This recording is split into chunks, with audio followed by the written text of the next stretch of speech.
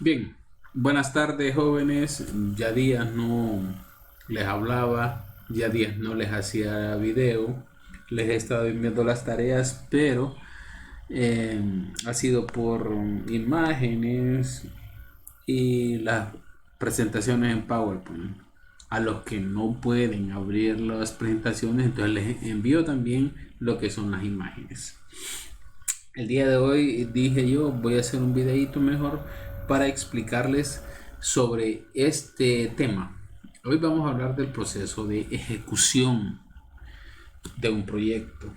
En la clase pasada vimos lo que era el diseño de proyectos de producción y estaba revisando aquí un poco y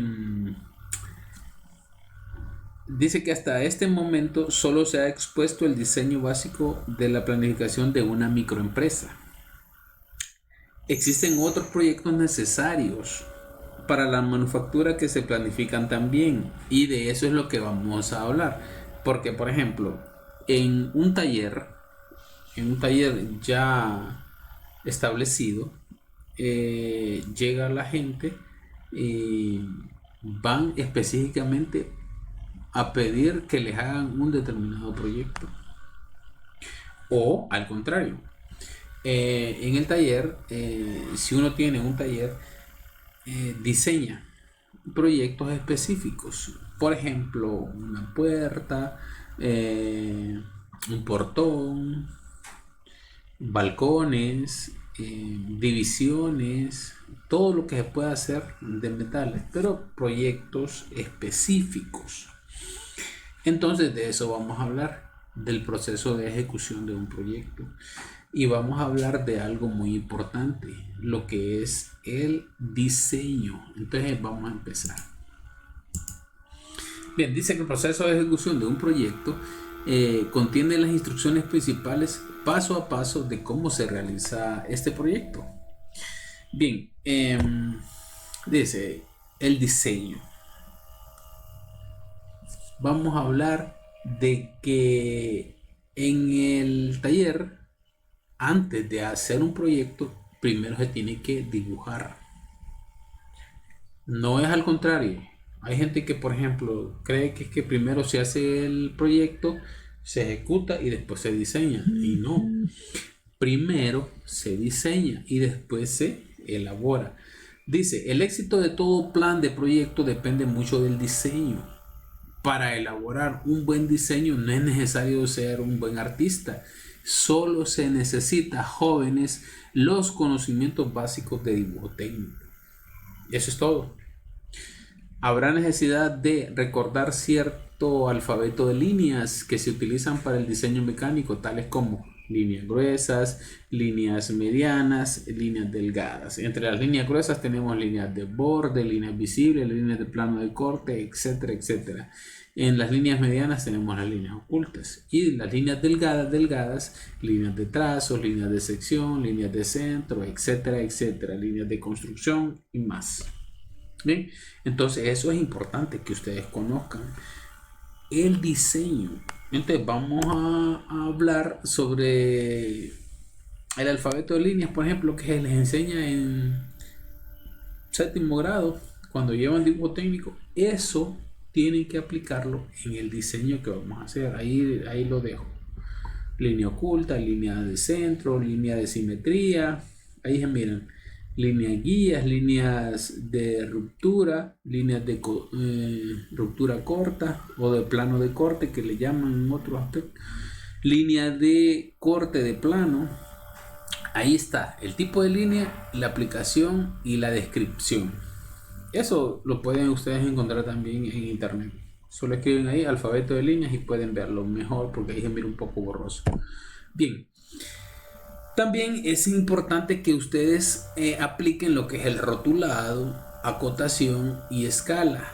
Por ejemplo, en el rotulado, cuando se habla de rotulado, se habla de el tipo de letra que ustedes utilizan al momento de colocarle la información a un dibujo. El tipo de letra debe ser letra normalizada.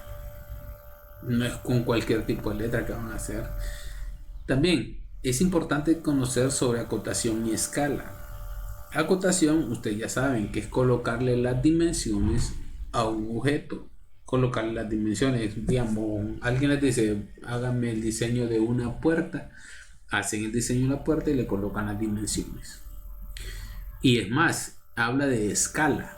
La escala es la relación que existe entre el dibujo en la realidad y el dibujo hecho en el papel.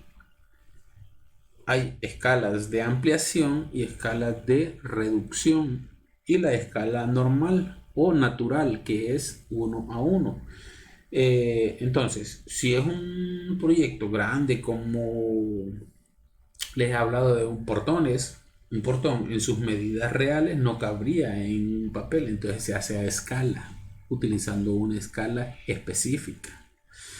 Todo eso son conocimientos que ustedes tienen que traerlos y aplicarlos en el taller, porque yo les he dicho siempre, la clase de taller se relaciona bastante con lo que es la clase de dibujo técnico. En el taller se ejecutan, se hacen proyectos, y en dibujo técnico se aprende a diseñar. Entonces, parte de, del contenido de este módulo, que se llama métodos básicos de producción, aquí habla de hacer diseños, y eso es lo que estamos viendo. Otro de los conocimientos que ustedes deben poner en práctica es sobre el conocimiento de las vistas y de dibujos principales. Por ejemplo, todo objeto tiene que ser representado en vistas. Es decir, como el dibujante ve el objeto desde diferentes ángulos y posiciones. Por ejemplo, tengo este borrador. ¿Cómo lo miro desde una posición por acá?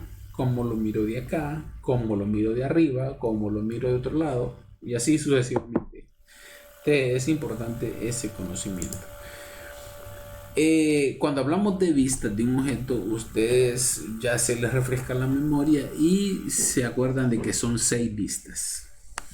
Vista frontal, las 2 vistas laterales, la vista superior, la vista inferior y la vista posterior. 6. Y también cuando hablamos de vistas podemos decir vista de un dibujo en posición isométrica o en posición caballera. Bien, la vista frontal es aquella que tomamos cuando estamos exactamente frente al objeto. Por ejemplo, para ustedes que están viendo este borrador, su vista frontal sería esta. Y estas otras serían otras vistas: lateral derecha, lateral izquierda, superior, inferior y posterior. Frontal es la que tomamos cuando estamos exactamente frente al objeto. La lateral es la que tomamos cuando estamos a un lado del objeto. La superior es cuando tomamos esa vista, cuando nos ubicamos una visión óptica arriba del objeto. La inferior es cuando tomamos desde la parte de abajo del objeto, y la posterior, que sería la que estoy viendo yo, si ustedes miran esta como frontal, para mí esta es la posterior. Ahora, si yo hago lo contrario, digo yo que yo soy el observador principal, esta vista que estoy viendo acá, para mí es la vista frontal, y para ustedes esta sería la vista posterior, dependiendo de la posición en que se encuentre el observador. ¿Ya? Bien. Ahora les voy a mostrar un pequeño dibujo que tengo en este programa para que ustedes lo observen. Este, por ejemplo, es el diseño de, podríamos decir, el diseño de una tarima con unas graditas ahí. Este es el diseño en proyección isométrica. Así como lo estoy viendo, sería una proyección isométrica. Ahora, si yo lo miro así, de esta manera, sería la vista frontal. Se mira el frente y se miran las graditas. pero los miran los rectángulos de la grada. Si yo me ubico a este lado, lo miraría así. Se miran las gradas y se mira parte de la tarima. Y si me ubico en este otro lado, o viéndolo desde arriba, así se miraría. Si se ubican por el otro lado, en el otro lado, el lado sería el lado izquierdo, este sería el lado derecho, este sería el lado izquierdo y este sería el lado posterior, donde ya no se miran las gradas. Bien, y ahí volvemos a la vista isométrica. Entonces, digamos, alguien me dice, fíjate que necesito hacer un proyectito como una tarima para un escenario, llamémosle así, para hacer unos eventos. Entonces vengo yo y lo diseño, ¿ya? Previo a ir a hacerlo.